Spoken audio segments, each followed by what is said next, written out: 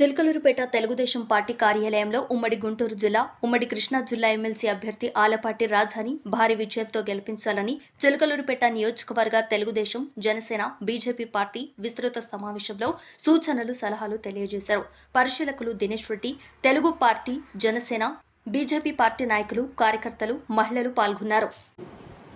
కాబట్టి ఆ విధంగా మీరు కూడా ఈ 30 మందికి ఒకరిని మానిటర్ చేసి నాయకులు కోఆర్డినేట్ చేసుకుని ఏ గ్రామానికి ఆ గ్రామం రాజాకి నాకున్నటువంటి సంబంధం మేమిద్దరం మంచి ఆత్మీయం. ఆ శక్తి అంటే మన నియోజకవర్గంలో ఓటు పరంగా చూపెట్టాల్సినటువంటి అవసరం ఉంది. ఇక జీవితంలో మనం చేసే సహాయం ఉండదు. ఈ ఎమ్మెల్సీ ఓటు ద్వారా మన ఓట్లు ఎక్కువ చూపించడమే, ఇంకేమైనా ఉండదు అవకాశం, ఇంకేమీ ఉండదు. ఆయన మళ్ళా ఎమ్మెల్సీ చేయడు, మళ్ళా ఎమ్మెల్యే చేస్తాడు, లేకపోతే ఎంపీకి చేస్తాడు. కాబట్టి ఈ అవకాశం చిలకలూరుపేట నియోజకవర్గానికి ఆలపాటి రాజా గారికి ఓటేసేటువంటి అదృష్టం కావచ్చు, అవకాశం కావచ్చు మరొకసారి రాదు. కాబట్టి ఎవరికి వారు శక్తి మేరకు మన ఓట్లు నేను చాలా గట్టికుంటాను, నేను మనం చెప్తున్నాను.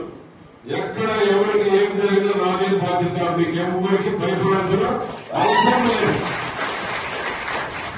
ఓటులను పోగొట్టడానికి నేను లేదు, చేపించింది మనం అందరూ. మన సదాశివరావు గారి మండల ప్రెసిడెంట్లు కానీ రాష్ట్ర యూనిట్ బోధించే ఓట్లు నేర్పించారు.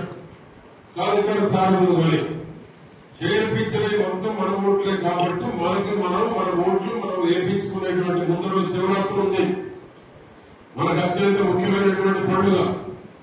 అయినా నిద్రలే ఓటు వేయించాల్సిందే.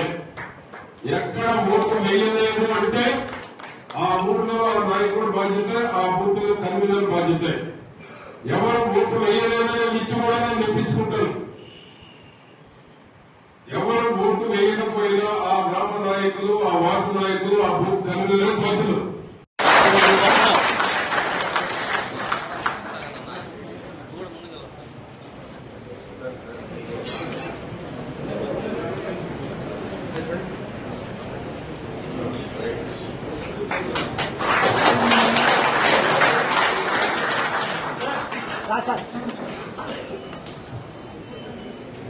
Okay sir.